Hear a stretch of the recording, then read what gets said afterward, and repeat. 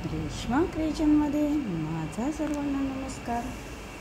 तर आता 10:30 वाजलेले आहेत. आवरलं. आता मी कुकर लावलेला आहे आणि कुकरचे 1-2 शिट्ट्या होत असते. ओतू गेलं आणि ओतू गेल्यामुळं मग मी ते बंद केलेलं आहे. आणि मशीनमध्ये पाणी पडेना हो. आत्ताच 2000 रुपये घालून नीट केलं, ते पण त्याच्यात पाणी काही साठेना. आणि हे घर घेऊन आम्ही जवळजवळ एवढा आमची सगळी बिल्डिंग घेतलेली आहे 5 फ्लॅटची, पण काही उपयोग नाही आहे. दररोज आजारी पडतो, हे होतं, काही ना काही चालूच राहतं. एवढं मोठं घर आहे, पुसावं लागतं,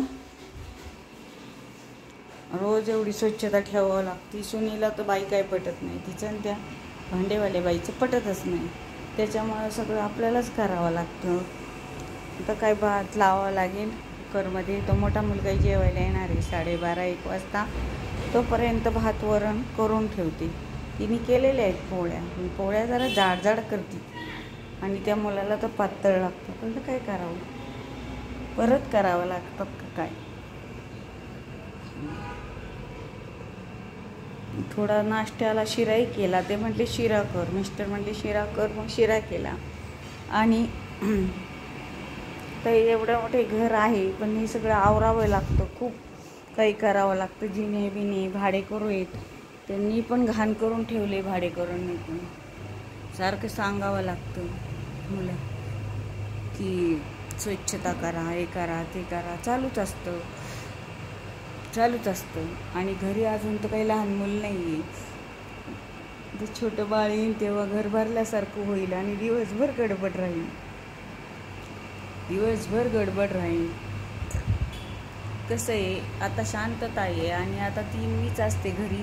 हे दोन्ही पण जातात कामाला.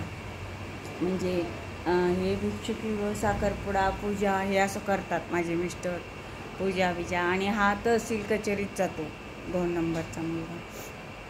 आणि तो पण काही पाहतो भविष्य, म्हणजे पत्रिका आणि ते पण करतात माझे मिस्टर. पत्रिका पाहतात किंवा सगळ्यावर उपाय सांगतात, तोडगे सांगतात. तर ते पण चालू असतं, म्हणजे आमचं त्याच्यावरच आहे. आणि शेतीवर आम्ही काही अर्धे आम्ही पैसे घालून करून बिल्डिंग घेतलेली आहे मोठी. दाखवीन तुम्हाला मी सगळे प्रकारचे फ्लॅट. सगळं बाहेर जिना बिना आहे जायला, दारात वरती फ्लॅट आहेत बरेचसे. वरती पण फ्लॅट आहे, खाली मोटरचा आवाज येतो. जिना आहे वरती जायला, वरती पण फ्लॅट आहे. खाली एक फ्लॅट आहे, एक गाळा आहे, भरपूर आहे. पण याच्यात अशी शांती नाही. म्हणजे आम्ही ब्राह्मण आहोत म्हणून आम्हाला त्रास कमी आहे. पण दुसऱ्याने कोणी घेतला असतं तर त्याला त्याची चांगले मिळाले असते. म्हणजे काही ना काही झालंच असतं. तरी पण आम्ही ब्राह्मण असूनही आम्ही आजारी पडतो वारंवार. मी तर जास्तच त्रास होतो मला. अशा प्रकारे या घरात त्रास होतो. पण आता दुसरा फ्लॅट पाहायचा, करायचा तर थोडासा वेळच लागेल. एवढं मोठं असूनही लोक म्हणतात तुम्ही दुसऱ्या फ्लॅटमध्ये जाता, पण आम्हाला इथं काही म्हणजे असं बरंच वाटत नाही.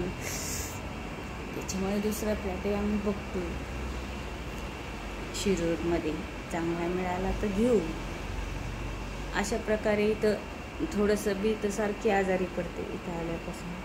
ते घेऊनच आम्हाला 10-15 वर्षाच्या वर झालेले आहेत. 15 वर्षाच्या वर झालेले आहेत हे घर घेऊन. हा मुलगा आलेला आहे बाहेरून. आता तो तहसील कचेरीतून येतो जातो, घरी चालूच असतो. आता सुनेची स्वच्छता चालू असते.